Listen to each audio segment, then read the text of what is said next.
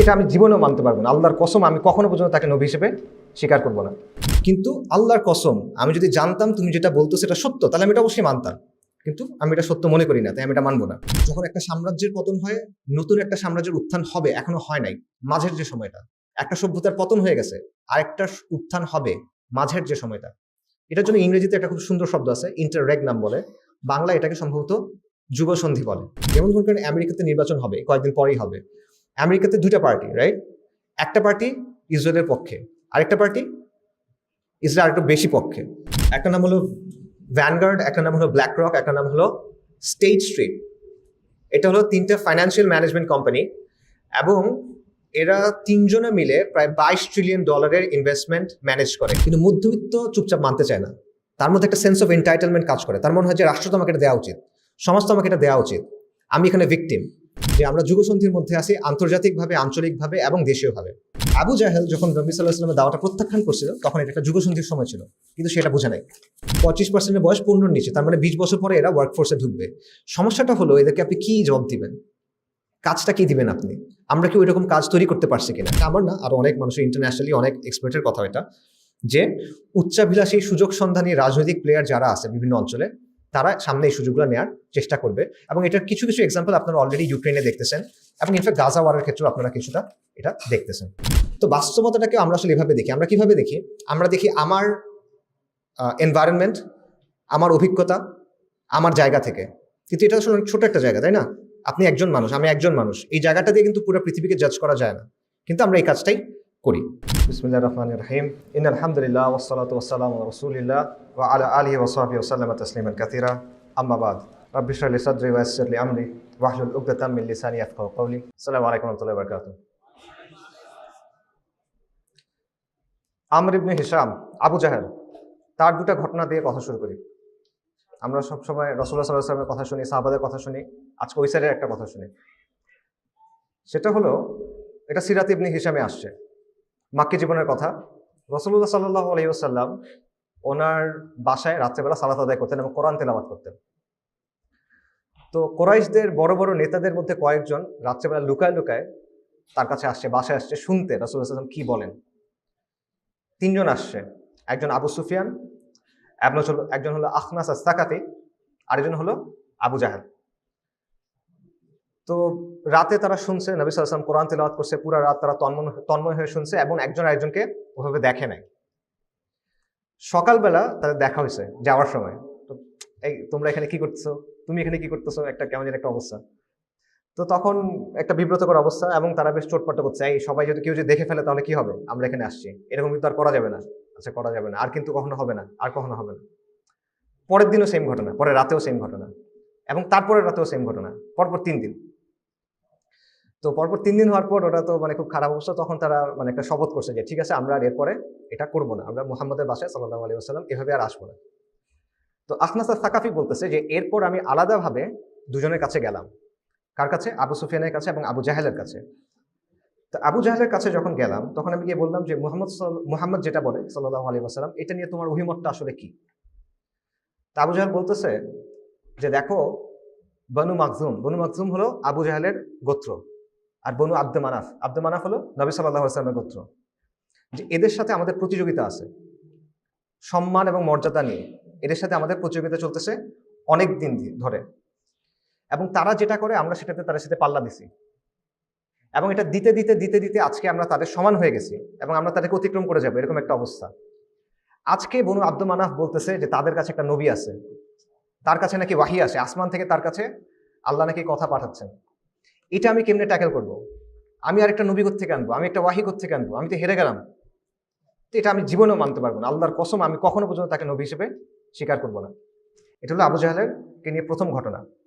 Second যে ঘটনাটা, এটা আসছে মুগীরা ইবনে শুবা রাদিয়াল্লাহু আনহুর ঘটনা। উনি বর্ণনা করছেন, এবং ইমাম আল বাইহাকি এটা বর্ণনা আনছেন ওনার কিতাবে। এটা হলো যখন মুগীরা রাদিয়াল্লাহু আনহুর সাথে আবু জাহেলের প্রথমবার দেখা হয়েছে, নবী সাল্লাল্লাহু আলাইহি ওয়াসাল্লামের প্রথমবার দেখা হয়েছে, সেই ঘটনা। আবু জাহেল এবং মুগীরা রাদিয়াল্লাহু আনহু রাস্তার মধ্যে দিয়ে হাঁটতেছেন, মক্কার একটা গলির মধ্যে দিয়ে হাঁটতে হাঁটতে হঠাৎ রাসূলুল্লাহ সাল্লাল্লাহু আলাইহি ওয়াসাল্লামের সাথে দেখা। তো রাসূলুল্লাহ সাল্লাল্লাহু আলাইহি ওয়াসাল্লাম বলছেন, ইয়া আবুল হাকাম। আবুল হাকাম হলো কুনিয়া ছিল আবু জাহেলের। ইয়া আবুল হাকাম আল্লাহ এবং তার রসুলের দিকে আসো। আবু জাহেল কি বলছে? বলছে তুমি কি আমাদের ইলাহদের গালি দেওয়া বন্ধ করবা না? তুমি কি আমাদের মূর্তিদের গালি দেওয়া বন্ধ করবা না? গালি দিয়েই থাকবা? তুমি চাইতো সেটা আসলে কি? যদি তুমি চাও যে আমরা সাক্ষ্য দিই, তুমি তোমার কথা পৌঁছায় দিছো, তাহলে আমরা সাক্ষ্য দিছি, তুমি তোমার কথা পৌঁছায় দিছো। কিন্তু আল্লাহর কসম, আমি যদি জানতাম তুমি যেটা বলতো সেটা সত্য, তাহলে আমি এটা অবশ্যই মানতাম, কিন্তু আমি এটা সত্য মনে করি না, তাই আমি এটা মানবো না। এটা বললো। রাসূলুল্লাহ সাল্লাল্লাহু আলাইহি ওয়াসাল্লাম চলে গেলেন। তারপর আবু জাহেল মুগিরাকে বলতেছে রাদিয়াল্লাহু আনহু যে আল্লাহর কসম, মুহাম্মদ যেটা বলছে এটা সত্য, কিন্তু একটা জিনিস আমাকে মানতে বাধা দিচ্ছে। কি জিনিস? বলছে বানু কুসাই, এটাও নবী সাল্লাল্লাহু আলাইহি ওয়াসাল্লামের গোত্রের নাম। বানু কুসাই বলল কাবার চাবি আমাদের, আমরা দিয়ে দিলাম। বানু কুসাই বলল জামজাম এবং হাজিদের পানি খাওয়ানো, এটার দায়িত্ব আমাদের, আমরা দিয়ে দিলাম। বানু কুসাই বলল যুদ্ধের পতাকা আমাদের, দিয়ে দিলাম। বানু কুসাই বলল পরামর্শ সভার নেতৃত্ব আমাদের, দিয়ে দিলাম, সব দিয়ে দিলাম। তারপর আমরা তাদের সাথে প্রতিযোগিতা করলাম এবং তাদের সমান হইলাম। আজকে এরা বলতেছে যে আমাদের মধ্যে নবী আছে। এটা আমি কখনো মানবো না, আল্লাহর কসম এটা আমি মানতে পারবো না। অর্থাৎ এই বর্ণনা অনুযায়ী আবু জাহেল জানতো যে নবী সাল্লাল্লাহু আলাইহি ওয়াসাল্লাম সে সাক্ষ্য দিয়েছে আল্লাহর কসম এটা সত্য, কিন্তু সে এটা মানতে পারে নাই। তো এই পুরো ব্যাপারটা থেকে এটা কেন বললাম, একটা শিক্ষা পাওয়া যায়। শিক্ষাটা হলো যে সত্যটা জেনেও সে সত্য গ্রহণ করে নাই কেন? এটার অনেক কারণ ছিল। কিবর ছিল, তার ভিতরে নানা বিষয় ছিল। আবু জাহেলকে নবী সাল্লাল্লাহু আলাইহি ওয়াসাল্লাম নিজেই বলছেন যে প্রত্যেক উম্মার একটা ফেরআউন থাকে, এই উম্মার ফেরআউন হলো আবু জাহেল। সো এখানে বিভিন্ন ফ্যাক্টর ছিল, বাট একটা ফ্যাক্টর ছিল এটা যে আবু জাহেল একটা স্পেসিফিক জায়গা থেকে চিন্তা করতেছিল। কোরাইশদের ভেতরের পলিটিক্যাল অনেক হিসাব নিকাশ ছিল, গোত্রের মধ্যে অনেক রেশারেশি ছিল, রাজনৈতিক অনেক হিসাব ছিল। এগুলোর জায়গা থেকে সে চিন্তা করতেছিল যে বনু আব্দুল মানাফ এটা করতেছে, আমরা এটা করতেছি, এটা মানলে তো হবে না, নেতৃত্ব ওদের হাতে চলে যাবে, এটসেট্রা এটসেট্রা। কিন্তু সমস্যা হলো যে এই ঘটনার 20, 25, 30 বছরের মাথায় পুরো জিনিসটা চেঞ্জ হয়ে গেছে। আবু জাহেল যাদেরকে অত্যাচার করছিল মদিনাতে, ওমর রাদিয়াল্লাহু আনহু, আবু বকর রাদিয়াল্লাহু আনহু, বিলাল রাদিয়াল্লাহু আনহু, সাদ ইবনে আবি ওয়াক্কাস রাদিয়াল্লাহু আনহু, এরা সবাই বিস্তীর্ণ ভূমির উপর শাসক হয়ে গেছেন। পারস্য রোম পতন হয়ে গেছে এবং মুসলিমরা অর্ধেক পৃথিবী দখল করে ফেলছে। আবু জাহেল এটা চিন্তাও করে নাই। তার চিন্তা কোন জায়গায় ছিল? ওর গোত্র আমার গোত্র, এইটুকের ভিতরে সে চিন্তা করতেছে। এটার বাইরে যে অনেক কিছু আছে এটা তার মাথাতেই আসে না। সো এবং আবু জাহেলের কিন্তু সুযোগ ছিল এটার অংশ হওয়ার, সে যোগ্য লোক ছিল, কুরাইশদের মধ্যে তার অনেক মর্যাদা ছিল। আবুল হাকাম বলতো নবী সাল্লাল্লাহু আলাইহি ওয়াসাল্লাম দোয়া করছিলেন যে দুই আমারের মধ্যে থেকে আল্লাহ যেন একজনকে দিয়ে দিনকে শক্তিশালী করেন। একজন ছিল আমর ইবনে হিশাম, আরেকজন আমর ইবনুল খাত্তাব। সো আবু জাহেল যদি ইসলাম গ্রহণ করতো, সে তো অন্য সাহাবীরা তার সাথে যারা মানে ওই সময়কালে যারা ইসলাম গ্রহণ করছে তারা তো দুনিয়াতে অনেক বড় প্রতিষ্ঠা তারা পাইছিলেন, কিন্তু সেটা মিস করছে কারণ তার চিন্তার ফ্রেমটা ডিফারেন্ট ছিল। সো এরকম কিছু আসলে সময় থাকে পৃথিবীর ইতিহাসে যেটা দুর্লভ সময়, রেয়ার সময়, এটা সবসময় আসে না, যখন একটা যুগের শেষ হয় এবং নতুন একটা যুগের শুরু হয়, এবং এই দুটার মাঝখানে একটা সময় থাকে। ঠিক আছে? যখন একটা সাম্রাজ্যের পতন হয়, নতুন একটা সাম্রাজ্যের উত্থান হবে, এখনো হয় নাই, মাঝের যে সময়টা। একটা সভ্যতার পতন হয়ে গেছে, আরেকটা উত্থান হবে, মাঝের যে সময়টা। এটার জন্য ইংরেজিতে একটা খুব সুন্দর শব্দ আছে, ইন্টাররেগনাম বলে, বাংলা এটাকে সম্ভবত যুগসন্ধি বলে। ঠিক আছে? তো যুগসন্ধি হলো এমন একটা সময় যখন আগের সিস্টেম, আগের হিসাব নিকাশ, আগের কাঠামো এটার কাজ করে না, এটার জায়গায় নতুন একটা কিছু চলে আসে, কিন্তু নতুনটা তখন ক্লিয়ার না। আগের নিয়ম এখন আর কাজ করতেছে না, বাট নতুন কোনো নিয়ম আসে না আমার সামনে, আমি বুঝতেছি না। এই কারণে যুগসন্ধির সময়টা কি হয়, এটা শঙ্কার হয় এবং এটা সম্ভাবনার হয়। শঙ্কা এবং সম্ভাবনা সেখানে একসাথে থাকে। এবং আবু জাহেল যখন নবী সাল্লাল্লাহু আলাইহি ওয়াসাল্লামের দাওয়াটা প্রত্যাখ্যান করছিল, তখন এটা একটা যুগসন্ধির সময় ছিল, কিন্তু সেটা বুঝে নাই, এসে বুঝতে পারে নাই। এবং আবু জাহেল যে ভুলটা করে, তার অনেকগুলো ভুল ছিল, আবারও বলতেছি, এর মধ্যে একটা ভুল আমরাও করি। সেটা কি করি? আমরা সবসময় ধরে নেই আগে যেভাবে জিনিসপত্র ঘটে আসতেছে সামনেও সেভাবে জিনিসপত্র ঘটবে, এভাবে আমরা ধরে নেই। কিসের ক্ষেত্রে? রাজনীতির ক্ষেত্রে, জিওপলিটিক্সের ক্ষেত্রে, অর্থনীতির ক্ষেত্রে। আমরা চিন্তা করে নেই যেভাবে আগে হয়ে আসতেছে গত 10 বছর, 20 বছর, 30 বছর, আগামীতেও একই রকম ঘটনা ঘটবে। এবং এটা আসলে একটা, এবং এটার হিসেবেই আমরা কি করি, আমাদের স্ট্র্যাটেজি ঠিক করি, আমাদের করণীয় ঠিক করি, আমাদের অ্যাসেসমেন্টগুলো আমরা করি যে ঠিক আছে আগে এরকম হয়ে আসছে, সামনেও এরকম হবে, তো এটার বেসিসে আমি আমার স্ট্র্যাটেজি, কৌশল, কর্মপন্থা এগুলো ঠিক করব। কিন্তু এটা আসলে একটা ভুল চিন্তা, এটা একটা ফ্যালাসি। এটা একটা নামই আছে ফ্যালাসি, এটা ফ্যালাসি অফ কন্টিনিউইটি বলে। সহজভাবে বুঝেন, মনে করেন স্টক মার্কেটের একটা এক্সাম্পল দিই। মনে করেন স্টক মার্কেটে 5 বছর ধরে সব স্টকের প্রাইস 10% করে বাড়ছে, প্রতি বছর 10% করে স্টকের মূল্য বাড়ছে। এটার বেসিসে যদি আমি বলি, তার মানে হলো এখন থেকে প্রতি বছর এভাবেই প্রাইস বাড়তে থাকবে। এটা কি ভুল না সঠিক? ভুল। 5 বছর বাড়ছে তার মানে না এটা না যে পরেও বাড়বে, এটা চেঞ্জ হয়ে যেতে পারে, নানা কারণে চেঞ্জ হতে পারে। সো এই যে চিন্তাটা যে যেহেতু আগে 5 বছর বাড়ছে সারা জীবন এটাই হইতে থাকবে, এটাই হলো ফ্যালাসি অফ কন্টিনিউটি। আচ্ছা, তো এটার প্রবলেমটা কি হয়? প্রবলেম হলো একটা তো যে চেঞ্জ হয়ে যায়, আরেকটা হলো আপনি এক্সপেক্ট করেন না যে চেঞ্জ হবে, আপনার ধারণা নাই যে চেঞ্জ হবে। এই কারণে যখন চেঞ্জটা হয় আপনি অপ্রস্তুত, এবং আপনি তখন প্রতিক্রিয়া হিসেবে কিছু কাজ করেন, রিয়াকশনারি কিছু কাজ করেন, প্রোঅ্যাক্টিভ কোনো কাজ আপনি তখন করার সুযোগ পান না। আচ্ছা, এবং এই জন্যই দেখবেন যে ফাইন্যান্স ওয়ার্ল্ডে, কর্পোরেট ওয়ার্ল্ডে, ইকোনমিক ওয়ার্ল্ডে, ইভেন মিলিটারি স্ট্র্যাটেজাইজিং যেটাকে বলে, সেইখানে ট্রেন্ড অ্যানালাইসিসের একটা কাজ থাকে, যে তারা অ্যান্টিসিপেট করার চেষ্টা করে যে সামনের ট্রেন্ডটা কি হবে এবং সেই ট্রেন্ডের ক্ষেত্রে আমার স্ট্র্যাটেজি কি হবে। এটার জন্য আলাদাভাবে কিন্তু মানে টাকা পয়সা দিয়ে স্পেশালিস্টদের রাখা হয়, যাদের কাজই হলো ট্রেন্ড অ্যানালিসিস করা, মার্কেটটা কোন দিকে যাবে, জিওপলিটিক্স কোন দিকে যাবে, রাজনীতি কোন দিকে যাবে, এটা বোঝা এবং এটা বুঝে অ্যাপ্রোপ্রিয়েট স্ট্র্যাটেজি খুঁজে বের করা।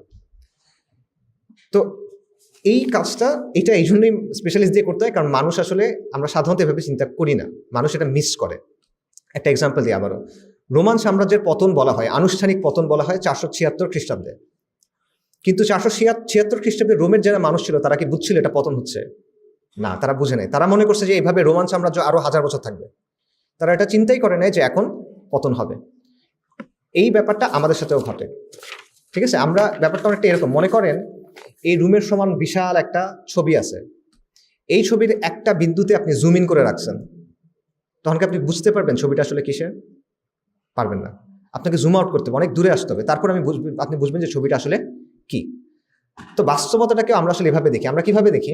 আমরা দেখি আমার এনভায়রনমেন্ট, আমার অভিজ্ঞতা, আমার জায়গা থেকে। কিন্তু এটা আসলে অনেক ছোট একটা জায়গা, তাই না? আপনি একজন মানুষ, আমি একজন মানুষ, এই জায়গাটা দিয়ে কিন্তু পুরো পৃথিবীকে জাজ করা যায় না, কিন্তু আমরা এই কাজটাই করি। এবং ইংরেজিতে একটা কথা আছে যে missing the forest for the trees, যে আপনি বন দেখতে গেছেন কিন্তু আপনি গিয়ে গাছ দেখতেছেন, গাছের দিকে অনেক বেশি ফোকাস। এই ফোকাস করতে গিয়ে কিন্তু আপনি বন দেখতে আসলে কেমন সেটা মিস করবেন। সেম সমস্যা জুম ইন করে রাখা। এত কথা কেন বলতেছি?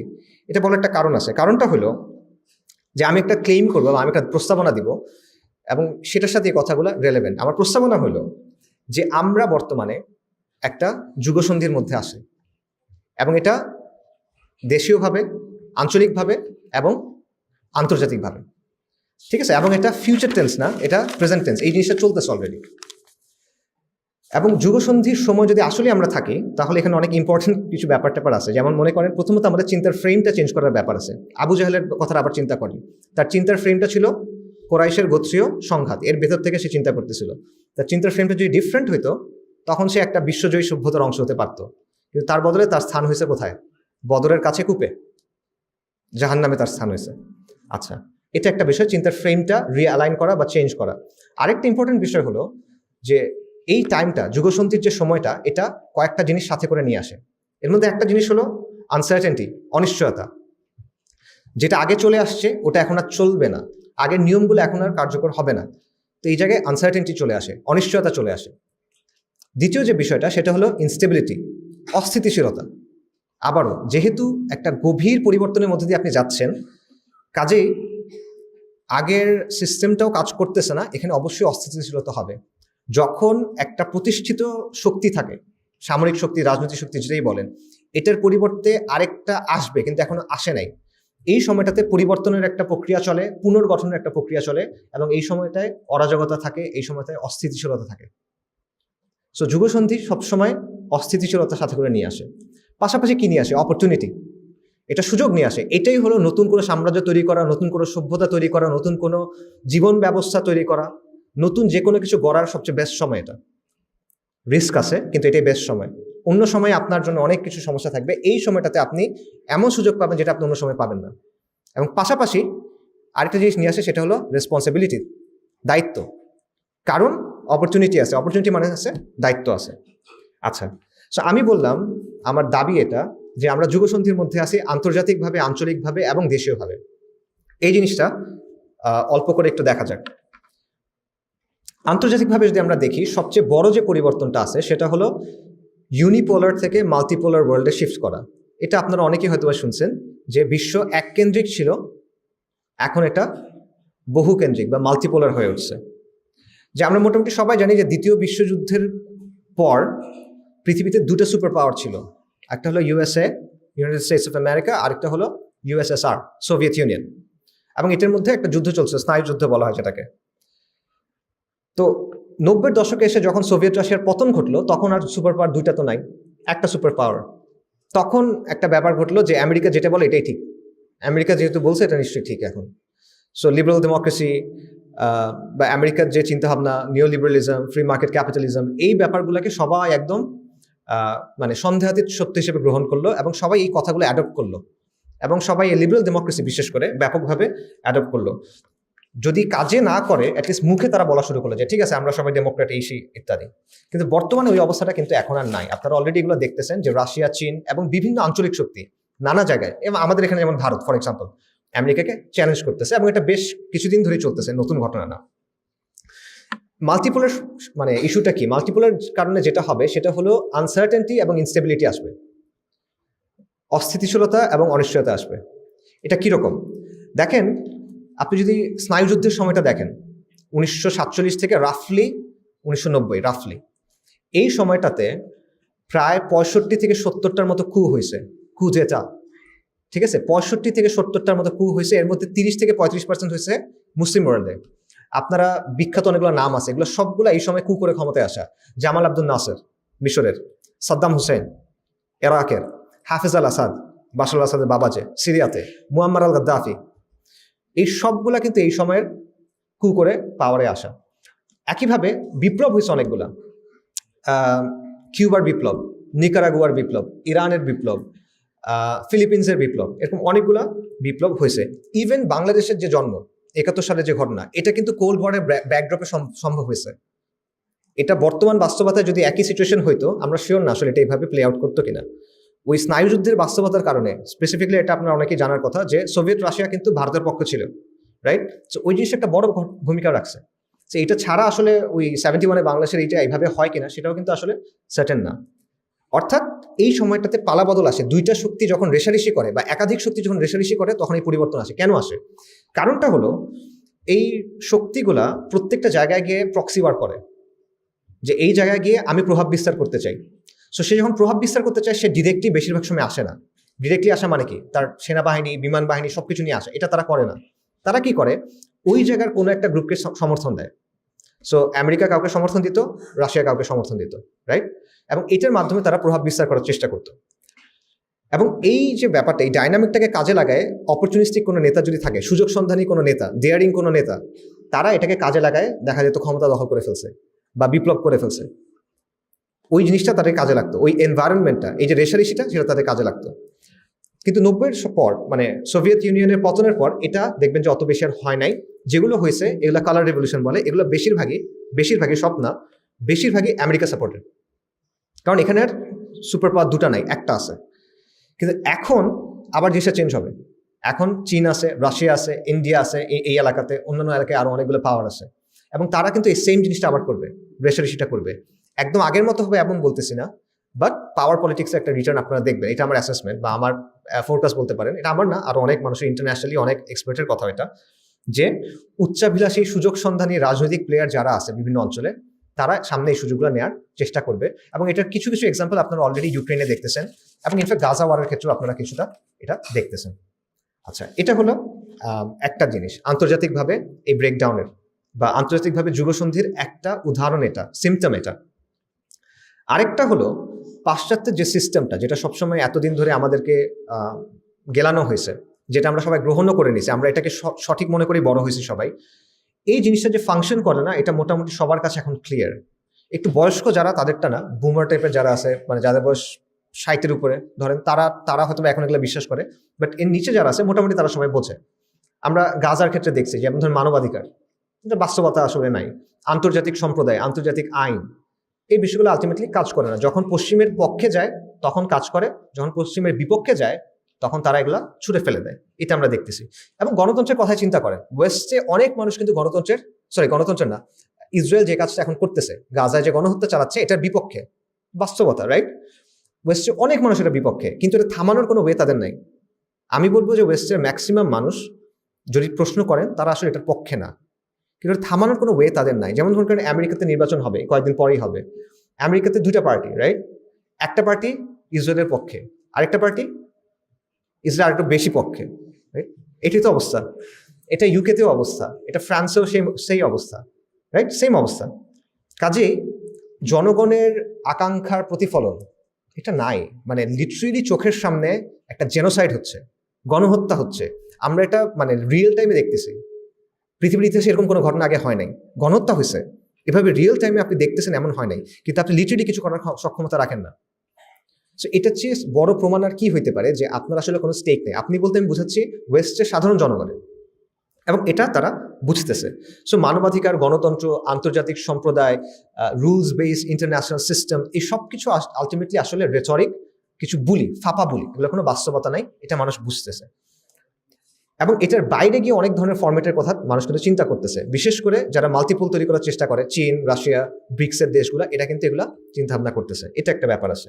এরপর দেখেন ডলারাইজেশন। আপনারা জানেন যে দীর্ঘদিন পর্যন্ত আন্তর্জাতিক যত ট্রেড হইতো, লেনদেন হতো, এটার মাধ্যম ছিল শুধুমাত্র ডলার, পেট্রো ডলার নিয়ে আলোচনা এক্সেট্রা অনেক কিছু আছে। এখন কিন্তু ডলারাইজেশন হচ্ছে, বিভিন্ন দেশ ডলার দিয়ে ট্রেড না করে নিজ নিজ কারেন্সিতে ট্রেড করতেছে। ডলার দিয়ে ট্রেড বন্ধ হওয়ার মানে হলো আমেরিকার যে হেজেমনি আছে, একাধিপত্য আছে, সেটা নষ্ট হয়ে যাওয়া। এটা অনেক হিউজ একটা চেঞ্জ আসলে। আচ্ছা, পাশাপাশি দেখেন ওয়েস্টের যে আদর্শগুলো আছে, মতাদর্শ যেগুলো তারা ফেরি করছে, যেগুলোর ভিত্তিতে আমরা তাদেরকে অনেক কিছু মনে করছি, সেগুলোর ব্যর্থতাগুলো পরিষ্কার মানুষের কাছে। যেমন ধরেন সেকুলারিজম আসছিল কেন? সেকুলারিজমের দাবি ছিল যে ধর্মের কারণে হানাহানি হয়, ধর্মের কারণে মতপার্থক্য শান্তিপূর্ণভাবে সলভ করার কোনো ওয়ে নাই, এইখানে সেকুলারিজম এসে যুদ্ধ থামাবে, শান্তি দিবে। সেকুলারিজম তো গত 100 বছর ধরে গালেব, বিজয়ী সব সেকুলার ব্যবস্থায়। যুদ্ধ কমছে না বাড়ছে? বাড়ছে।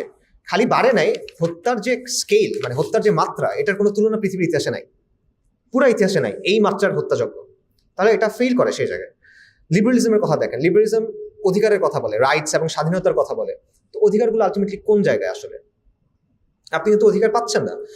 বিশেষ করে আপনি যদি দেখেন, ওদের জন্য অধিকার আছে, আমাদের জন্য অধিকার নাই, তাই না? ইভেন আফ্রিকার গরিব মানুষ যারা কাফের, তাদেরও আসলে অধিকার নাই।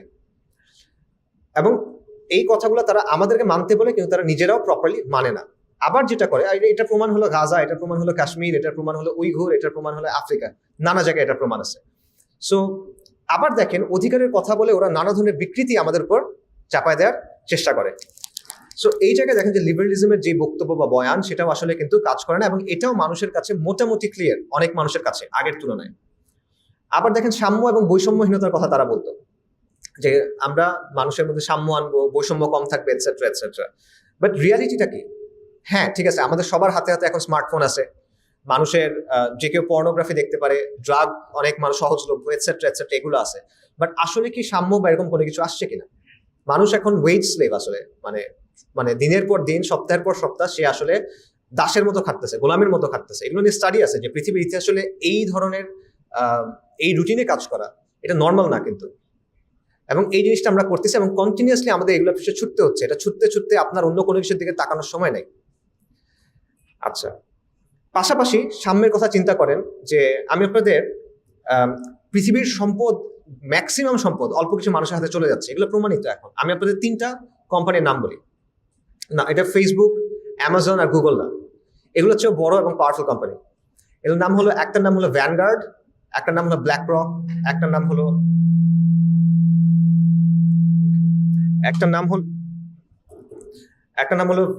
ভ্যানগার্ড, একটা নাম হলো ব্ল্যাক রক, একটা নাম হলো স্টেট স্ট্রিট। এটা হলো 3টা ফাইন্যান্সিয়াল ম্যানেজমেন্ট কোম্পানি, এবং এরা 3জনে মিলে প্রায় $22 ট্রিলিয়ন ইনভেস্টমেন্ট ম্যানেজ করে। এটা কত বড় আমি বুঝাই। আমেরিকাতে একটা ইন্ডেক্স আছে, এটার নাম হলো S&P 500। আমেরিকার সবচেয়ে বড় 500টা কোম্পানি, তাদের মার্কেট পারফরমেন্স এটা চেক করে, ঠিক আছে? তো এই 500টা কোম্পানির মধ্যে এই 3টা মিলে $22 ট্রিলিয়ন, বাকি 497টা মিলে $38 ট্রিলিয়ন। 3টা মিলে 22, 497টা মিলে 38, অর্ধেকের চেয়ে বেশি। এটার মানে, এবং Apple, Microsoft, Google, Amazon, Nvidia, সবচেয়ে বড় বড় যে কোম্পানিগুলো আছে মানে মার্কেটে, এদের ম্যাক্সিমাম শেয়ার হোল্ডারের লিস্ট দেখেন, ভ্যানগার্ড, ব্ল্যাক রক, প্রথম 1টা এবং 2টা, প্রত্যেকটার ক্ষেত্রে। তো এটা মানে কি এটা দুনিয়া কন্ট্রোল করে না, এটা মানে এটা দুনিয়া কন্ট্রোল করে না, বাট এটার মানে হলো এটা কর্পোরেট ওয়ার্ল্ডটা কন্ট্রোল করতে পারে। কর্পোরেট ওয়ার্ল্ডের পলিসি কি হবে সেটা তারা কন্ট্রোল করতে পারে। এদের এক্সট্রিম পর্যায়ের মানি আছে যেটা দিয়ে তারা রাজনীতিকে এবং সমাজের নীতিকে প্রভাবিত করতে পারে। পাশাপাশি দেখেন যে ওয়ার্ল্ডের যে মিডিয়াগুলো আছে এগুলো প্রমাণিত, এগুলো কোনো কনস্পিরেসি থিওরি না, এগুলো আপনারা ডকুমেন্টেড কেস, নোয়াম চমস্কির মতো অনেক মানে well establish well respected academics এগুলো নিয়ে বিস্তারিত আলোচনা করছেন। সেগুলো যদি আপনারা দেখেন যে পৃথিবীর ম্যাক্সিমাম মিডিয়া ওয়েস্টে 5টা কোম্পানির হাতে।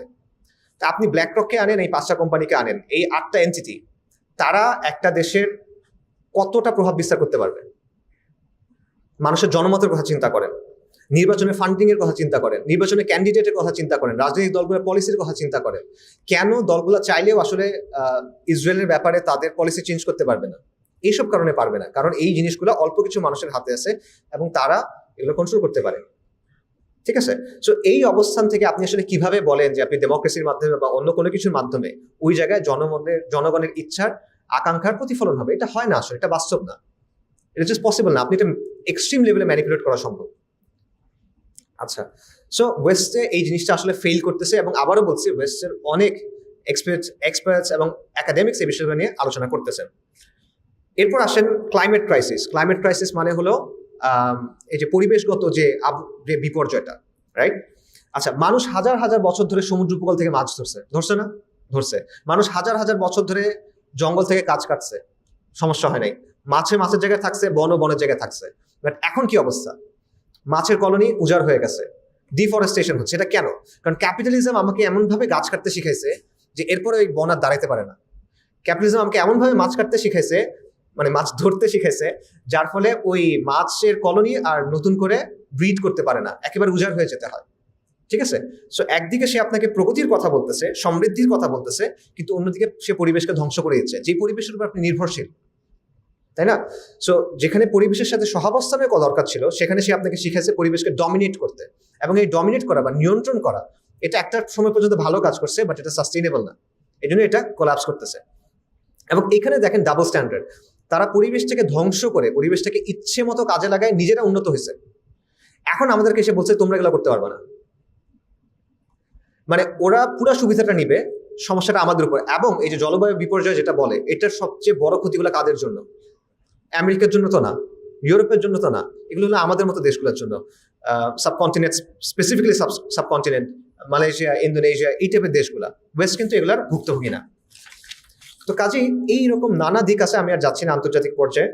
তো এখানে দেখেন যে ওয়েস্টের এই সিস্টেমটা প্রায় 300 বছর ধরে এভাবেই রয়ে গেছে। 300 বছর ধরে আমরা এগুলোকেই সঠিক ভেবে নিয়ে আসছি, এবং আমাদের চিন্তাভাবনা, সামাজিক চিন্তাভাবনা, রাজনৈতিক চিন্তাভাবনা ব্যাপকভাবে পশ্চিমের এই মতাদর্শগুলো দ্বারা প্রভাবিত। এমনভাবে প্রভাবিত আমরা আসলে ঠিকমতো বুঝিও না। যেমন ধরেন আমরা রাজনীতিতে ডান বাম বলি, এই কথাটা কোত্থেকে আসছে? এটা আসছে ফ্রেঞ্চ রেভলিউশনের সময় থেকে। যে ফ্রেঞ্চ রেভলিউশনে একটা কনস্টিটিউয়েন্ট অ্যাসেম্বলি ছিল, একটা পরিষদ ছিল। পরিষদে মানুষকে মানে বিভিন্ন গ্রুপের লোকদেরকে বিভিন্ন দিকে বসানো হয়েছিল। ডান দিকে বসানো হয়েছিল যারা রাজতন্ত্র কায়েম রাখতে চায়, বাম দিকে বসানো হয়েছিল যারা পরিবর্তন চায় অনেক বেশি, একটু বিপ্লবী টাইপের। ঠিক আছে, এরপর থেকে যারা রক্ষণশীল তাদেরকে ডানপন্থী বলা হয়, যারা বিপ্লবী বা প্রগতিশীল তাদেরকে বামপন্থী বলা হয়। তো আমরা যখন ডানপন্থী বামপন্থী বলি, আমরা কিন্তু ওই ফ্রেমের ভিতর থেকে বলি। মানে আমি জাস্ট একটা এক্সাম্পল দিচ্ছি যে এই ওয়েস্টের হিস্ট্রি, ওয়েস্টের মতাদর্শ কত গভীরভাবে আমাদের চিন্তাকে প্রভাবিত করতেছে। ওয়েস্টরা যখন চলে গেছে এখান থেকে, উপনিবেশ চলে গেছে, তখন কিন্তু তাদের সিস্টেম, তাদের চিন্তা আমরা এটা থেকে বের হইতে পারি নাই। কিন্তু এখন ওয়েস্টের মধ্যে এগুলোকে প্রশ্ন করা হচ্ছে। তো সমস্যা হলো যে আমরা যেটা করি, আমরা ওয়েস্টের কপি করি, এবং এটা একটু ল্যাগ আছে কপি করার সময়। মনে করেন ওই যে অনেক সময় ভিডিওতে দেখবেন যে ভিডিও আগে যায়, অডিওটা একটু মিস হয়, 2-3 সেকেন্ড পেছনে থাকে। আমাদের অবস্থাটা ওই রকম। তো ওয়েস্টে যেটা এখন হয়, আমরা হয়তোবা 5 বছর 10 বছর পর এটা করি। তো এখন যেহেতু ওয়েস্টে বলতেছে, ধরুন 5-10 বছর পর দেখবেন যে আমাদের দেশে এটা ট্রেন্ডি হবে এই কথাগুলো বলা, বাট তখন দেরি হয়ে যাবে আমার মতে। সো ইবনে খালদুনের একটা কথা আছে যে সভ্যতার বা সাম্রাজ্যের একটা লাইফ সাইকেল আছে, তার জীবনের একটা চক্র আছে, তার উত্থান হয় এবং তার পতন হয়, বিভিন্ন চক্রের মধ্যে দিয়ে সে যায়। এবং পতনের আগের যে পর্যায়, এটা হলো অবক্ষয়ের একটা পর্যায়।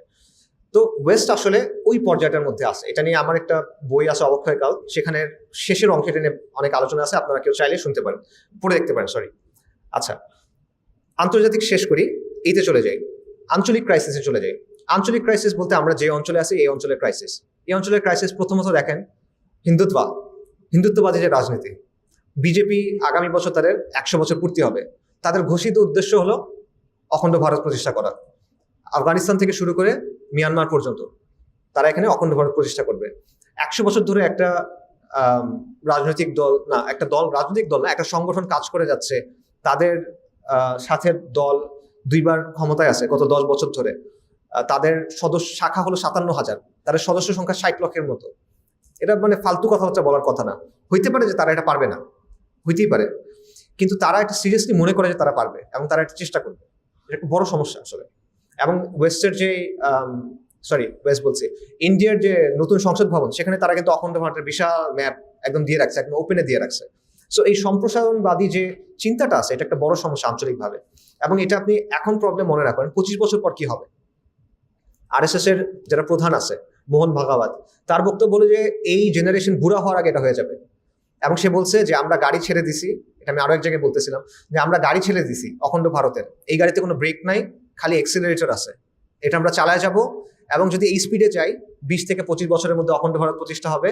আর যদি একটু জোরে চালাই তাহলে 10 থেকে 15 বছরের মধ্যে হয়ে যাবে। এটা সে বলছে 2022 সালে সম্ভবত। এবং সে বলছে আমরা জোরেই চালাবো, আস্তে চালাবো না। আচ্ছা, এটা দেখেন। এছাড়া দেখেন আরো অনেক ইস্যু আছে, যেমন ধরেন পানি নিয়ে একটা বড় সমস্যা আছে। আমাদের যত নদীগুলো আছে, সিন্ধু নদী এবং এটার সাথে যে ট্রিবিউটারিজ আছে, এই সবগুলোর উৎস কিন্তু কোথায়? ভারতে। এবং ভারত কি করে ড্যাম দিয়ে দিয়ে এগুলো নিয়ন্ত্রণ করার চেষ্টা করে। এটা কিন্তু খালি আমাদের প্রবলেম না, আমাদের প্রবলেম হয়েছে যে বন্যার সময় আমরা এগুলো নিয়ে কথাবার্তা বলছি, বাট এটা কিন্তু পাকিস্তানের জন্য প্রবলেম। এবং পৃথিবীর ইতিহাসে মাটি, পানি এবং মানুষ এগুলো নিয়ে সবচেয়ে বেশি গ্যাঞ্জাম হয়। মানে হিস্টোরিক্যালি যদি চিন্তা করেন, এগুলো নিয়ে সবচেয়ে বেশি যুদ্ধ হয়, কারণ এগুলো ছাড়া আপনি বাঁচতে পারবেন না।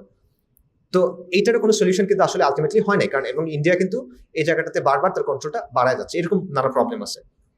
ইন্ডিয়ার সাথে চায়নার কিছু প্রবলেম আছে, অরুণাচলে এটসেট্রাতে আপনারা দেখতেছেন। মিয়ানমারের সাইডটা দেখেন, সিভিল ওয়ার চলতেছে, নানা ধরনের আর্ম গ্রুপ সেখানে কাজ করতেছে, এবং তারা মোটামুটি দেশটাকে নানা সেগমেন্টে ভাগ করে ফেলতেছে। এবং আমাদের হিল ট্র্যাক্সে বিচ্ছিন্নতাবাদী গ্রুপ আছে এখন, রাইট? আপনারা জানেন কুকি চেইন বা এরকম, এদেরকে ট্রেন করতেছে কারা? এরা ট্রেনিং করতেছে কই গিয়ে? মিয়ানমারে গিয়ে করতেছে। সো এই জিনিসটা আলটিমেটলি রেজাল্টটা কি? এটা যদি মনে করেন 20 বছর পরে এই জায়গাটা চেহারাটা আসলে কিরকম হবে। সো এই জায়গাগুলো কিন্তু আসলে বড় প্রবলেম। আমাদের দেশের জায়গায় চিন্তা করেন, এখানে কিন্তু আমেরিকার স্টেক আছে, বিশেষ করে যদি আমেরিকা এবং চায়নার যে কোল্ড ওয়ারের ব্যাপারটা, তাদের নতুন স্নায়ুযুদ্ধ, এখানে এটা একটা বে অফ বেঙ্গল যেটাকে বলে, বঙ্গোপসাগর উপকূলে, এই জায়গাটা গুরুত্বপূর্ণ একটা জায়গা। ভারতের জন্য এটা গুরুত্বপূর্ণ জায়গা, আর কিছু না হোক 7 সিস্টার্সের জন্য। তো এই সব কিছু জায়গা থেকে কিন্তু বড় বড় অনেক প্লেয়ার এই জায়গায় তার নিয়ন্ত্রণ প্রতিষ্ঠা করতে চায় নানাভাবে, বা চায় না, এটা চলমান প্রক্রিয়া, আমরা এটার ভেতরে আছি। তো এই জায়গাটা আসলে সলিউশনটা কি হবে? এবং এখানে আমাদের অ্যাম্বিশনটা আসলে কি, আমরা এটা কিভাবে আসলে সলভ করতে চাই? একটা জাতি, একটা দেশ কিন্তু 100 বছর টিকে থাকতে পারে, বা আরো বেশি। 100 বছরে খুব বেশি কিছু না আসলে। এটা আপনি কি নিয়ে টিকে থাকবেন? আমরা আসলে কোন জিনিসটাকে আঁকড়ায় ধরে টিকে থাকবো? মুজিববাদকে ধরে, বা ওরকম অন্যরকম কোনো কিছু একটা ধরে? এটা কি আসলে পসিবল কিনা? এই জায়গাটাতেও কিন্তু আমরা কিন্তু প্রশ্নগুলো করতেছি না। আমরা একটা বড় পরিবর্তনের ভেতর দিয়ে আসছি আলহামদুলিল্লাহ, কিন্তু এই জায়গাগুলোর প্রশ্নগুলো কিন্তু আসতেছে না। আমরা ঠিক আছে রাষ্ট্র সংস্কার, বিপ্লব, গণভ্যুত্থান, অনেক কথাবার্তা বলছি, আমরা খুশি হওয়ার অনেক কারণ আছে, আমি দোষ দিচ্ছি না। বাকি এই প্রবলেমগুলো তো একসময় সলভ করতে হবে, এটা নিয়ে কিন্তু আলোচনা নাই, চিন্তা নাই। আচ্ছা, দেশের কথা চিন্তা করেন। দেশের ক্ষেত্রে দেখেন, আবার আলহামদুলিল্লাহ আওয়ামী জাহিলিয়াতের পতন হয়েছে, এবং ইনশাআল্লাহ এটা যেন ফেরত না আসে, এটা খুব বেশি গুরুত্বপূর্ণ, যেমন এটা যেন আবার ফেরত না আসে। বাকি সামনে কি সিচুয়েশন ওয়েট করতেছে, এটা নিয়ে আমরা ভাবছি কিনা। আপনি নর্মালি চিন্তা করেন যে বাংলাদেশে, আমি আজকে দেখতেছিলাম যে আমাদের ইউএনএফপি এর একটা রিপোর্ট অনুযায়ী বা একটা ইনফো অনুযায়ী, বাংলাদেশের জনসংখ্যার অ্যাবাউট 62%, 62%-এর বয়স হলো 40-এর নিচে, এবং জনসংখ্যার 35%-এর বয়স হলো 15-এর নিচে। এটা অ্যাকচুয়ালি ভালো একটা কথা হওয়ার কথা। 15 বছরের 25%-এর বয়স 15-এর নিচে, তার মানে 20 বছর পরে এরা ওয়ার্কফোর্সে ঢুকবে। সমস্যাটা হলো এদেরকে আপনি কি জবাব দিবেন, কাজটা কি দিবেন আপনি? আমরা কি ওই রকম কাজ তৈরি করতে পারছি কিনা? অলরেডি আমাদের কিন্তু ফর্মাল সেক্টরের চেয়ে ইনফর্মাল সেক্টরে মানে মানুষের কর্মসংস্থান বেশি। আমাদের ফর্মাল সেক্টর ওভাবে জব দিতে পারে না, এবং আমরা কোনো রকম সেক্টর তৈরি করতে পারি নাই। আমাদের সেক্টর কি আসলে? রেমিটেন্স, গার্মেন্টস, এর বাইরে কি?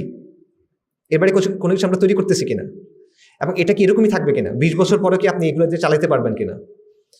ওই অবস্থাটা কি হবে যখন আপনার এই 35% তারা জব মার্কেটে ঢুকার অবস্থায় আসছে, আজকে থেকে 20 বছর পর মনে করেন তারা জব পাচ্ছে না, তখন সিচুয়েশনটা কিরকম হবে? সো হিস্টোরিক্যাল স্টাডি বলে যে যখনই মধ্যবিত্তের মধ্যে এরকম একটা সিচুয়েশন তৈরি হয় যে তারা পড়াশোনা শেষ করছে এবং তারা জব মার্কেটে ঢুকবে, কিন্তু তারা আশানুরূপ জব পাচ্ছে না, তখন এটা সমাজে অস্থিতিশীলতার জন্ম দেয়।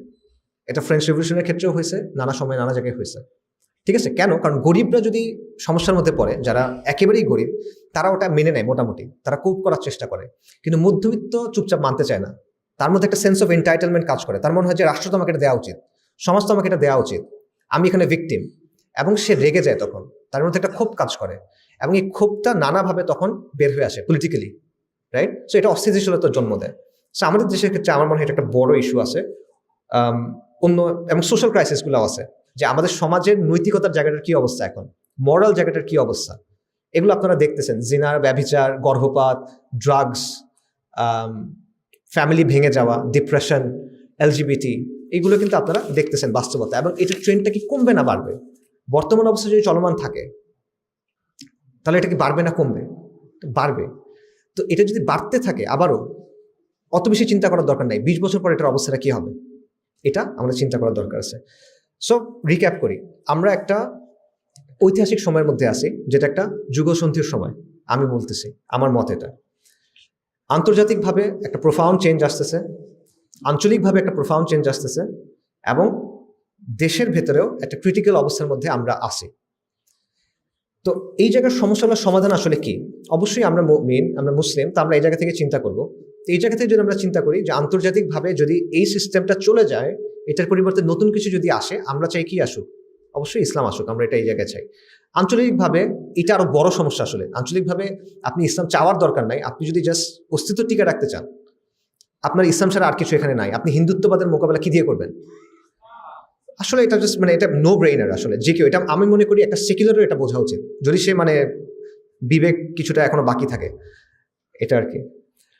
সো এবং দেশের ক্ষেত্রেও, আমার দেশের অস্তিত্বের প্রশ্ন, সবকিছুর প্রশ্ন, আপনি যে আসলে এই কি নিয়ে আপনি আগাবেন, আপনার ন্যাশনাল কনসিয়াসনেস, কালেকটিভ কনসিয়াসনেস, আসাবিয়া যেটা বলেন, ইবনে খালদুনের অর্থে আসাবিয়া, এটা আসলে কোন জায়গা থেকে আপনি করবেন, এটা ইসলামের জায়গা থেকে করতে হবে। বাকি প্রশ্নটা হলো, ঠিক আছে, এটা অনেক বড় বড় অনেক কথা বললাম, অনেক বড় বড় সমস্যা বললাম, বাট এখানে আসলে আমাদের করণীয়টা কি, বা আমরা কি করতে পারি? তো বড় বড় অবস্থার সমস্যার সামনে পড়লে দুইটা অ্যাপ্রোচ মূলত দেখা যায়। একটা অ্যাপ্রোচ হলো যে এগুলো অনেক বড় সমস্যা ভাই, আমি এগুলো জানি না, আমি আমার মতো থাকি, আমি আমার জীবনে আমারটা ঠিক মতো করার চেষ্টা করি, এটা হলো একটা অ্যাপ্রোচ। আরেকটা অ্যাপ্রোচ হলো যে ঠিক আছে, না, আমার পারিপার্শ্বিকতাকে আমি যতটুকু পারি পরিবর্তন করার চেষ্টা করি। অবভিয়াসলি ইসলামের অবস্থান হলো পরেরটা, প্রোঅ্যাক্টিভ অবস্থানটা, যে আমার একটা দায়িত্ব সবসময় আছে সমাজের প্রতি, কমের প্রতি, মানুষের প্রতি, ইন জেনারেল মানব জাতির প্রতিও। এবং সবচেয়ে বড় কথা হলো, কেউ যদি অপশন 2 নিয়ে কাজ না করে, কেউ যদি পারিপার্শ্বিকতা পরিবর্তন করার জন্য কাজ না করে, দীর্ঘমেয়াদে কিন্তু অপশন 1 আর থাকে না। সমস্যা ওই যে জাহাজ, নবী সাল্লাল্লাহু আলাইহি ওয়াসাল্লাম জাহাজের একটা এক্সাম্পল দিচ্ছেন, যে জাহাজের 2 তলায় মানুষ আছে, নিচতলার মানুষ যদি ফুটা করে, উপরতলার মানুষ যদি বাধা না দেয়, সবাই একসাথে মারা যাবে। সো ব্যাপারটা একটা এরকম। তো সমস্যা হলো যে আমাদের মধ্যে কোন চিন্তাটা গালেব, আমাদের সমাজের মধ্যে বাঙালিদের বা মধ্যবিত্ত বাঙালির চিন্তা করার একটা ওয়ে আছে, সেটা হলো আমরা কি চাই? সরকারি চাকরি দরকার, আমার শান্তি দরকার, স্টেবিলিটি দরকার, বিদেশে যাব, সেটেলড হব, ভালো income, kids, family, social mobility, right, higher standard of living, এই জিনিসটা। তো এটা নিয়ে আমি শান্তি এবং সিকিউরিটির মধ্যে থাকবো, আমার মূল চাওয়া হলো এটা, এই জায়গায়। আর বাকি দেশ, সমাজ, দুনিয়া, এগুলো যে এত কিছু হয়েছে, এগুলো কি হবে ভাই? যে ভাই সবই আসলে বুঝছি, বাকি এটা আসলে কি করা যায়, দেখো তোমরা যেটা ভালো মনে করে করো, এরকম একটা অবস্থা। সো এটা হলো টিপিক্যাল বাঙালি চিন্তার জায়গাটা। আরেকটা হলো দিন ইসলামের জায়গা থেকে চিন্তা, যেটা বললাম, সেটা হলো পরিবর্তন করা। বাট পরিবর্তন করার জায়গায় দুটো প্রবলেম হয়। একটা প্রবলেম হলো ওভারওয়েলমড হয়ে যাওয়া, যেটা তো আসলে অনেক বড় সমস্যা, আমি এখানে কি করবো, আমার করার কি আছে এখানে?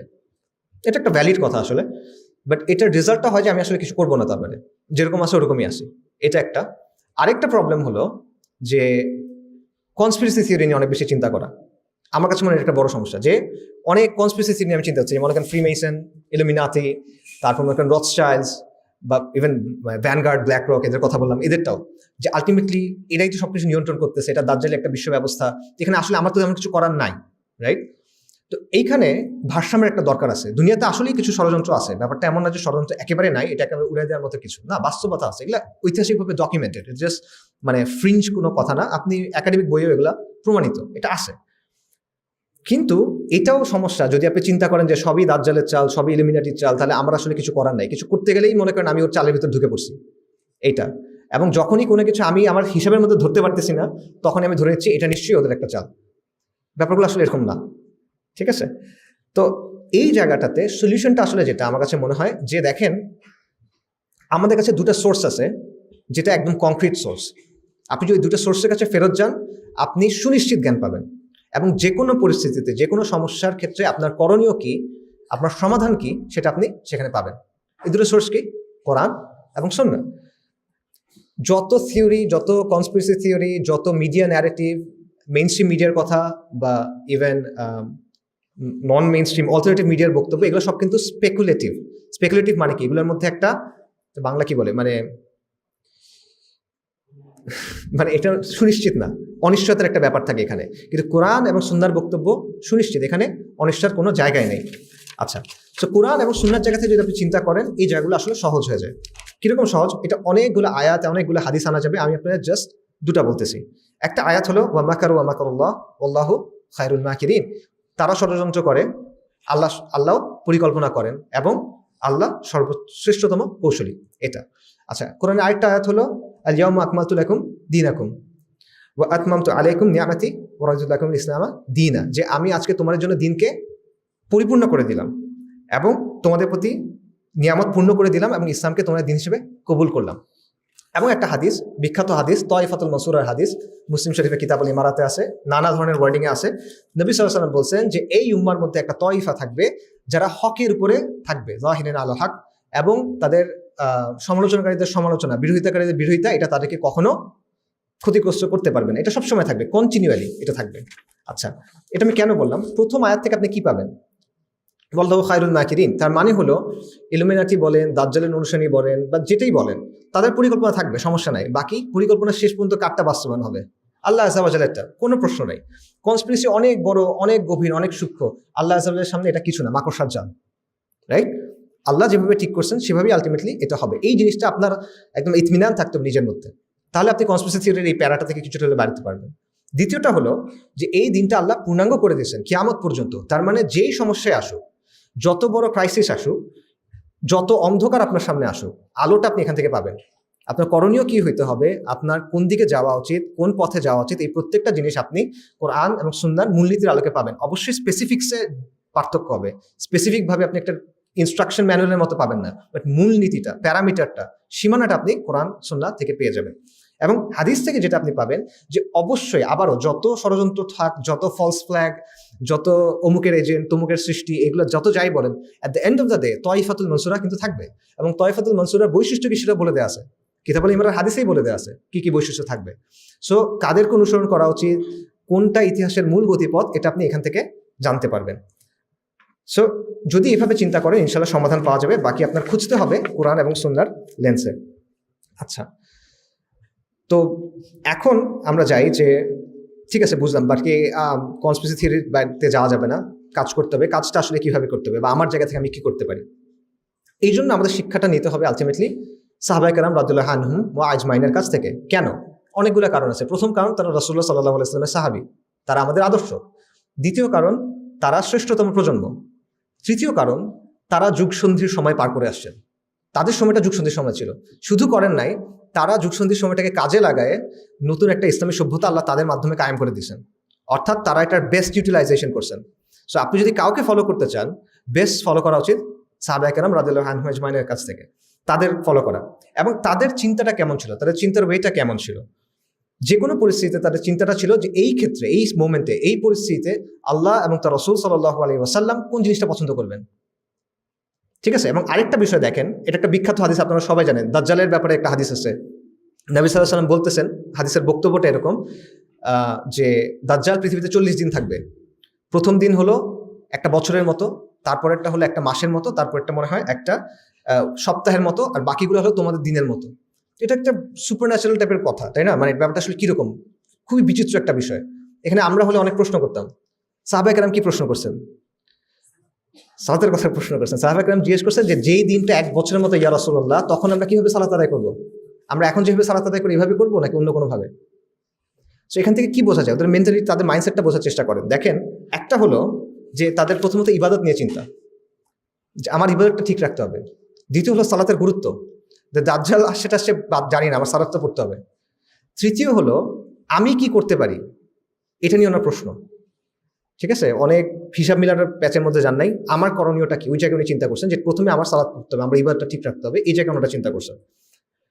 তো এই জায়গাতে যদি আমরা চিন্তাগুলো করতে পারি তাহলে আমার মনে হয় এটা আমাদের জন্য বেটার। কেন বেটার? কারণ দেখেন, আমি অনেক বড় বড় অনেক সমস্যার কথা বলছি। এই সমস্যাগুলোর মোকাবিলায় আসলে আপনি কি করতে পারবেন, আপনি আপনার জায়গা থেকে আসলে কি করতে পারবেন? মনে করেন মোদি, হিন্দুত্বা, এটা নিয়ে আপনি কি করতে পারবেন? জায়নিস্টরা রেড হেফার, লাল গরু নিয়ে আসছে, ওরা আলাক্সা মসজিদ ভেঙে দিতে চায়, হাইকাল সুলাইমান তৈরি করতে চায়, আপনি কি করতে পারবেন? এখানে ডিডলারাইজেশন হচ্ছে, মাল্টিপোলার ওয়ার্ল্ড হচ্ছে, আপনার এখানে কি করার আছে? আসলে তেমন কিছু করার নেই আপনার এখানে, রাইট? তাহলে সাহাবায়ে কেরাম কি করছিল? সাহাবায়ে কেরামের সময় তো এই ঘটনাগুলো হচ্ছিল। একদিকে পারস্য এবং রোম ছিল, একদিকে কুরাইশরা ছিল, অনেক বড় বড় ঘটনা ঘটতেছিল, এবং এক পর্যায়ে সাহাবায়ে কেরাম এগুলার কিন্তু মেইন ক্যারেক্টার হয়ে গেছেন। তারা পারস্যকে হারাইছেন, তারা রোমকে হারাইছেন, তারা বাইতুল মাকদিসকে মুক্ত করছেন, তারা হিন্দ ফাতা করছেন, তারা অর্ধেক পৃথিবী জয় করে নিছেন, তারা দ্বীন ইসলামকে কায়েম করছেন, তারা এলায়ে কালেমাতুল্লাহ করছেন, কালেমাকে সবচেয়ে বেশি উঁচু করছেন। কিভাবে করছেন? শুরু করছেন কিভাবে? সাহাবায়ে কেরাম শুরু করছেন তাওহীদের দাওয়া দিয়ে, এবং পূর্ণাঙ্গ দিন হিসেবে ইসলামের দাওয়াটা দিয়ে, এবং ছোটভাবে, একদম ছোট স্কেলে। সাহাবায়ে কেরাম তো অনেক বিশাল গ্র্যান্ড স্ট্র্যাটেজি নিয়ে কাজ করছেন এমন না। মক্কাতে তারা দাওয়া পাইছেন, আশেপাশের সমাজের মধ্যে পাড়া মহল্লা গিয়ে মানুষকে দাওয়াত করছেন, এই জায়গা থেকে শুরু হয়েছে। নাকি অন্য কোনো কিছু ছিল? কোনো সিক্রেট প্ল্যান ছিল কিনা এখানে? গ্র্যান্ড স্ট্র্যাটেজি ছিল কিনা এখানে? না, এটি স্ট্র্যাটেজি, এটা আল্লাহ আযজা ওয়া জাল্লার স্ট্র্যাটেজি। আচ্ছা, সো এই জন্য আমি মনে করি, হ্যাঁ ঠিক আছে, অনেক বড় বড় সমস্যা বললাম, বাট আপনি আসলে আপনার লা ইউকাল্লিফুল্লাহু নাফসাক, আপনি আপনার জায়গা থেকে সাধ্যাত্মিক কাজ তো আপনি পারবেন না, আপনার জায়গা থেকে আপনি কি পারবেন এটা আপনার চিন্তা করতে হবে। আপনার জায়গা থেকে আপনি যেটা পারেন, আমি যেটা মনে করি সেটা হলো, দেখেন সাহাবায়ে কেরামের মডেলটা হলো এটা, বা নবী সাল্লাল্লাহু আলাইহি ওয়াসাল্লামের দাওয়ার মডেল এটা, যে তাওহীদের দাওয়া, এটার ফলে মেরুকরণ, সমাজের মেরুকরণ। এটা সবসময় নবীরা যখন কোনো দাওয়া দিয়েছেন, এটা কোনো শান্তিপূর্ণ দাওয়া হয় নাই। শান্তিপূর্ণ মানে এটা না যে তারা সবাই লড়াই করছেন, এটা না। সমাজে স্থিতিশীল থাকে নাই সমাজ। যে কোনো নবী যখন দাওয়া দিয়েছেন, সমাজ দুইটা ভাগ হয়ে গেছে, এটা আপনি প্রমাণিত ব্যাপার, ওই দাওয়ার কারণে হয়েছে। এবং এই জন্য তারা বলতো যে তোমরা তো সমাজকে নষ্ট করে দিচ্ছ। মুহাম্মদ সাল্লাল্লাহু আলাইহি ওয়াসাল্লাম ব্যাপারে কি বলতো? ভাইয়ে ভাইয়ে সমস্যা করে, পিতা এবং ছেলের মধ্যে সমস্যা করে, গোত্র এবং ব্যক্তির মধ্যে সমস্যা করে, যে সমাজে অরাজকতা করতেছো, অশ্লীলতা করতেছো। এটা বৈশিষ্ট্য সবার ক্ষেত্রে। তো এটা ওই মেরুকরণটার কথা আমি বলতেছি, যে তাওহীদের দাওয়ার রেজাল্ট হলো মেরুকরণ হবে। এবং তারপর যেটা হয়েছে, যে তারা একটা নিজস্ব ভূখণ্ড পাইছেন হিজরত করে মদিনাতে গিয়ে, আল্লাহ আযজা ওয়া জাল্লা তাদেরকে ওখানে দিয়েছেন। এরপর আস্তে আস্তে আরব, জাজিরাতুল আরব, আরব উপদ্বীপ, এবং তারপরে পুরা বিশ্ব। এই তো সিম্পলি, এটা অনেক লম্বা আলোচনা করা যায়, বাট সিম্পলি ব্যাপারটা তো আসলে এরকমই। তো বর্তমান বাস্তবতা আমরা কি করতে পারি? এই জায়গা থেকে যদি আমরা চিন্তা করি, সাহাবায়ে কেরামের জায়গা থেকে, আমাদের সমাজে, আমাদের প্রেক্ষাপটে আমাদের সীমাবদ্ধতা আছে অনেক, আমাদের অনেক আশঙ্কা আছে, এই সবগুলো জায়গা থেকে আমরা আসলে কতটা কি করতে পারি? এই জায়গায় আমি যেটা মনে করি সেটা হলো যে অবশ্যই এটাই তাওহীদের দাওয়া, এবং পূর্ণাঙ্গ দিন হিসেবে, ব্যক্তিগত পর্যায়ের কিছু হিসেবে না, পূর্ণাঙ্গ দিন হিসেবে, দিন ইসলাম, শরিয়া, এই সব কিছুর দাওয়াটা সমাজকে দেওয়া, রাইট? এবং এটার বেসিসে সমাজের সাথে এঙ্গেজমেন্ট। সেই এঙ্গেজমেন্টটা হতে পারে গ্রাসরুটস অ্যাক্টিভিজমের মাধ্যমে, সোশ্যাল অ্যাক্টিভিজমের মাধ্যমে, কমিউনিটি অর্গানাইজিংয়ের মাধ্যমে, এরকম নানাভাবে, এবং অবশ্যই ম্যান টু ম্যান দাওয়ার মাধ্যমে, ডেফিনেটলি। তো এই কথা হলো মানে কি? গ্রাসরুটস অ্যাক্টিভিজম, কমিউনিটি অর্গানাইজিং, এটা মানে কি? এগুলো মানে সোজা। মনে করেন হাসিনা যখন পালাইলো, কয়েকদিন ডাকাত পড়তেছিল না? আপনাদের এখানে পড়ছে কিনা জানি না, ঢাকাতে এটা অনেক হইতেছিল। তো ডাকাত যখন পড়তেছিল, এলাকা ভিত্তিক কিন্তু এলাকা প্রতিরোধ কমিটি তৈরি হয়েছিল, গণপ্রতিরোধ কমিটি তৈরি হয়েছিল। এটা হলো কমিউনিটি অর্গানাইজিং, সহজে বুঝেন। ঠিক আছে, এই কমিউনিটি অর্গানাইজিং আমরা কি করি? যখন ক্রাইসিস হয় তখন আমরা এটা করি, বাট এটা যদি আপনি সবসময় রাখেন, তখন আপনার কিছু শক্তি থাকে এলাকায়, সমাজের মধ্যে আপনার কিছু শক্তি থাকে। ঠিক আছে, এটা হলো একটা জিনিস।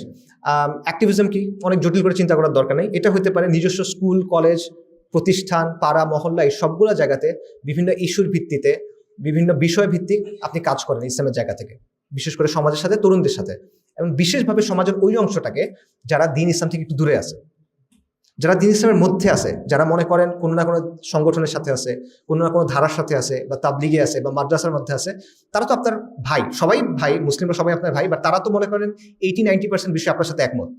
সে আপনার বিরোধিতা করবে না। মনে করেন ধরেন ইসলাম যদি কালকে কায়েম হয়ে যায়, সে বিরোধিতা করবে না, সে সবার আগে আসবে। কিন্তু ওরা যারা দূরে আছে তাকে আপনার বুঝাতে হবে। সো তাদের দিকে ফোকাস করে কাজকর্ম করা। সো এবং এই জায়গাগুলো দিনের জায়গা থেকে সমাধান দেওয়া, জামাতবদ্ধভাবে থাকা, নিজের স্কিল ডেভেলপ করা। তো আমি অনেক বড় সমস্যার কথা বলছি, সমাধান হলো অনেক ছোট, এবং অনেক গ্ল্যামার নাই, গরম নাই, খুব ঠান্ডা একটাই, রাইট? তো আমি এটা কিভাবে বলতেছি? এবং কনফিডেন্সের সাথে কেন বলতেছি, কনফিডেন্সের কারণটা হলো এটা যে আমি যখনই দেখতেছি নবী সাল্লাল্লাহু আলাইহি ওয়াসাল্লাম কি করছেন, সাহাবায়ে কেরাম কি করছেন, তারা শুরুটা কিভাবে করছেন, আমি দেখছি শুরুটা তো আসলে এভাবেই হয়েছে। আপনি যেভাবেই দেখেন আলটিমেটলি আর কোনো অপশন কিন্তু নাই, তারা কিন্তু এভাবেই শুরু করছেন, একদম নিজ পাড়া মহল্লায় দাওয়া দিয়ে আসলে তারা শুরু করছেন। সো আপনি যদি তৃণমূল থেকে গ্রাসরুটস থেকে শক্তিটা তৈরি করতে পারেন, আপনি যদি সামাজিক শক্তিটা অর্জন করতে পারেন, এটা যে কোনো গ্র্যান্ড স্ট্র্যাটেজি লাগবে, আমি এটা অস্বীকার করতেছি না। একটা দীর্ঘমেয়াদী পরিকল্পনা লাগবে, বা যে কোনো পরিকল্পনার প্রথম ধাপ পূর্ব শর্ত হলো এই জিনিসটা, এটা ছাড়া আপনি পারবেন না। আপনি বিচ্ছিন্ন মানুষ, আপনি বিচ্ছিন্ন জমায়েত, বা আপনি উদ্দেশ্যহীন জমায়েত, আপনি অদক্ষ জমায়েত, এগুলো দিয়ে হবে না। আপনার খুব স্পেসিফিক একটা ধরনের কালেকটিভ শক্তি লাগবে, যেটা ছাড়া আপনি আসলে এই প্রবলেমগুলো মোকাবেলার জন্য খেলাতে ঢুকতেই পারবেন না। আসলে ঢুকতে হলে এটা লাগবে, এটা পূর্ব শর্ত, ঠিক আছে, প্রি কন্ডিশন বলতেছি আমি। সো এবং এটা শুধুমাত্র নবী সাল্লাল্লাহু আলাইহি ওয়াসাল্লামের এটা না, যত তাজদীদি দাওয়া আছে, আন্দোলন আছে, সবগুলোর ক্ষেত্রে আপনি দেখেন ব্যাপারটা এভাবেই হয়েছে। প্রথমে তাওহীদের দাওয়া, মুসলিমদের ইসলাহ করা, তারপর তাজদীদ, তারপর তামকিন। এটা কমন প্যাটার্ন আপনারা দেখবেন। সৈয়দ আহমেদ শহীদের যে আন্দোলন দেখেন, মোহাম্মদ আবু ওয়াহাব রাহিমাহুল্লাহ ওনার যে আন্দোলন এটা দেখেন, নাইজেরিয়া বা সুদানের ওই জায়গাটাতে শেখ উসমান বিন ফুদি রাহিমাহুল্লাহ ওনাদের যে আন্দোলনগুলো দেখেন, এরকম অনেক আন্দোলন আছে যেটাতে একই প্যাটার্ন, তাওহীদের দাওয়া, সমাজের সংস্কার, ইসলাহ করা, তারপর তাজদীদি আন্দোলনে পরিণত হওয়া, তারপর তামকিন, আল্লাহ চাইলে তামকিন দিচ্ছেন, প্রতিষ্ঠা দিচ্ছেন তাদেরকে ভূমিতে। এই প্যাটার্নেই কিন্তু আগাইছে। আচ্ছা, সো আমি জানি যে যখন এই বিরাট বিরাট অনেকগুলো কথা বললাম, তারপর আমি বললাম যে ঠিক আছে, এটা সলিউশন হলো দাওয়া করা, অ্যাক্টিভিজম করা, কমিউনিটি অর্গানাইজিং, তখন এটা আপনার কাছে অনেক ছোট মনে হতে পারে যে এত বড় জিনিসের সমস্যা লোকালি দাওয়া করে, লোকালি কাজ করে কিভাবে সলভ হবে। বাট আপনারা রাসূলুল্লাহ সাল্লাল্লাহু আলাইহি ওয়াসাল্লামের কথা আবারও চিন্তা করেন, আমি বারবার এই কথাটা বলছি, নবী সাল্লাল্লাহু আলাইহি ওয়াসাল্লামের কথা চিন্তা করেন। এই দাওয়াটা যেটা পুরো পৃথিবীকে, আলহামদুলিল্লাহ পুরো পৃথিবীতে ছড়াই গেছে, অর্ধেক পৃথিবী আমিরুল মুমিনিন ওমর ইবনুল খাত্তাব রাদিয়াল্লাহু তাআলা আনহুর সময়ে বিজয় হয়ে গেছে। সেটা কিভাবে হয়েছে? এটা শুরুটা কোথায় হয়েছে? মক্কার ছোট ছোট ঘরে ঘরে, তাই না, পাড়া মহল্লায়, অলিতে গলিতে, এই জায়গাটাইতে হয়েছে। তো এই বিষয়টা মাথায় রাখা, এবং আধুনিক বিশ্ব সেকুলার ওয়ার্ল্ডেও আসলে এরকম অনেকগুলা এক্সাম্পল আছে। সো আমার ভাইরা এটা বোঝা দরকার যে আমরা আসলে একটা সন্ধিক্ষণে দাঁড়ায় আছি। পুরনো যে পৃথিবী আছে এটা মারা যাচ্ছে, এবং নতুন একটা পৃথিবী জন্ম নেওয়ার জন্য সংগ্রাম করতেছে। এবং এই সময়টা হলো পথিকৃতদের জন্য, এটা হলো অগ্রপথিকদের জন্য, যারা নতুন করে পথ খুঁজে বাইর করবে, যারা নতুন পথ চলবে এবং অন্যদেরকে পথ দেখাবে, এবং যারা পুরনো পথের জঞ্জালগুলো সাফ করে দিবে। তখন এই জায়গায় এই সন্ধিক্ষণটা আপনার সামনে একটা প্রশ্ন নিয়ে আসছে যে আপনি কি নিষ্ক্রিয় হয়ে থাকবেন, আপনি কি দর্শক হয়ে থাকবেন, নাকি আপনি ভবিষ্যতে স্থপতি হবেন। এবং এই ভবিষ্যৎটাকে গড়ার কাজটা কোথায় হবে? এটা কি সচিবালয়ে হবে কিনা, এটা কি মন্ত্রণালয়ে হবে কিনা, এটা কি ভোট কেন্দ্রে হবে কিনা? না, এটা হবে আপনার পাড়ায়, আপনার মসজিদে, আপনার মহল্লে, আপনার ক্যাম্পাসে, এটা মানুষের মধ্যে হবে। এবং আপনার কাজটা হইতে হবে স্থানীয়ভাবে, কিন্তু আপনার চোখটা থাকতে হবে গ্লোবালি, বৈশ্বিকভাবে। আপনি এখানে কাজ করবেন, এই মাটি এবং মানুষের সাথে লেগে থাকবেন, কিন্তু আপনার চোখ থাকতে হবে কুদসের দিকে, আল কুদসের দিকে, বাইতুল মাকদিসের দিকে। এবং এই চিন্তা নিয়ে, এই ভিশন নিয়ে, এই স্বপ্ন নিয়ে, পূর্ণাঙ্গ দিনকে নিয়ে আপনি যদি কাজ করেন, তাহলে সামাজিক শক্তি অর্জন করেন তৃণমূলে কাজ করে, তখন এই ব্যাপারটা শুধু এটা হবে না যেটা ছোট ছোট কিছু কাজ আপনি করতেছেন, বরং এটা হবে আগামীর বিপ্লবের বীজ বোনা। ঠিক আছে? সো প্রশ্ন এটা না যে দাওয়ার মাধ্যমে, অ্যাক্টিভিজমের মাধ্যমে আসলে সমাধান হবে কিনা। প্রশ্নটা হলো আপনার যে দায়িত্ব আছে, এটা দায়িত্ব আপনি পালন করবেন কিনা। আপনি কি নিষ্ক্রিয় থাকবেন, নাকি আপনি উদ্যোগী হবেন। যুগ সন্ধি আপনার জন্য যে দায়টা নিয়ে আসে, এই দায়টা আপনি গ্রহণ করবেন কিনা। আমরা কি ইতিহাসে ওই প্রজন্ম হিসেবে পরিচিত হব যে যারা ধ্বংস দেখছে, নিষ্ক্রিয় থাকছে, যারা দেখছে সবকিছু ক্ষয় হয়ে যাচ্ছে, কিন্তু সে নিষ্ক্রিয় থাকছে, সে তার নিজের জীবন নিয়ে ব্যস্ত হয়ে থাকছে। নাকি আমরা ওই প্রজন্মটা হবে যারা নতুন করে কিছু গড়ার কথা চিন্তা করছে, দ্বীনের জন্য, কওমের জন্য, মানব জাতির জন্য। পরিবর্তন সম্ভব, এটা আল্লাহ আযজা ওয়া জাল্লা আমাদেরকে দেখাই দিয়েছেন চোখের সামনে। আমাদের চোখের সামনে আল্লাহ দেখাইছেন, এই আমাদের বাংলাদেশেই দেখাইছেন, এই কয়েকদিন আগেই দেখাইছেন যে পরিবর্তন সম্ভব, যেখান থেকে আপনি চিন্তা করেন নাই, এই জায়গা থেকে পরিবর্তন সম্ভব। পরিবর্তনের ক্ষেত্র আবারও আসবে, পরিবর্তনের সুযোগও আবারও আসবে। আপনি তখন প্রস্তুত থাকবেন কিনা, এই জায়গাটাই হলো প্রশ্ন। আপনার ভূমিকা তখন কি হবে, আমার ভূমিকা তখন কি হবে। আমি কি প্রস্তুত থাকবো কিনা, আমি কি নিষ্ক্রিয় দর্শক হয়ে থাকবো, নাকি আমি অ্যাকচুয়ালি খেলার ময়দানে নামবো। এই প্রশ্নটা আমি মনে করি আমাদের জন্য, আমাদের প্রজন্মের জন্য ঈমানের প্রশ্নের পরে সবচেয়ে গুরুত্বপূর্ণ প্রশ্ন। এই প্রশ্ন নিয়ে আমাদের সবার চিন্তা করা উচিত। ওয়া আখিরু দাওয়ানা আলহামদুলিল্লাহি রাব্বিল আলামিন। আসসালামু আলাইকুম ওয়া রাহমাতুল্লাহি ওয়া বারাকাতুহু।